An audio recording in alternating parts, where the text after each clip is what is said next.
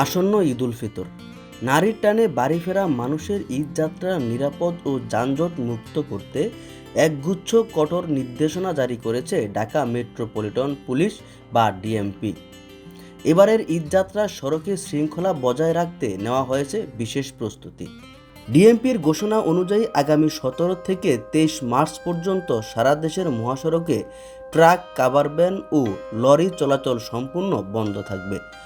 তবে জনস্বার্থ বিবেচনা করে নিত্য প্রয়োজনীয় খাদ্যদ্রব্য, পচনশীল পণ্য, গার্মেন্টস সামগ্রী, ওষুধ, সার ও জ্বালানি বহনকারী যানবাহন এই নিষেধাজ্ঞার আওতামুক্ত রাখা হয়েছে।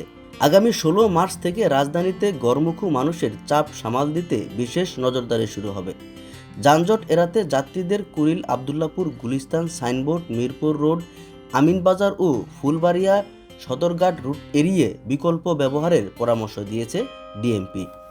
বাস মালিক ও শ্রমিকদের প্রতি কঠোর হুঁশিয়ারি দিয়ে জানানো হয়েছে, টার্মিনালের বাইরে যাত্রী ওঠানামা করা যাবে না। অতিরিক্ত ভাড়া আদায়, একই টিকিট একাধিকবার বিক্রি বা বাসের ছাদে যাত্রী বহন করলেও নেওয়া হবে কঠোর আইনি ব্যবস্থা। বিশেষ করে ফিটনেসবিহীন যানবাহনের বিরুদ্ধে ট্রাফিক পুলিশের বিশেষ টিম মোতায়েন থাকবে।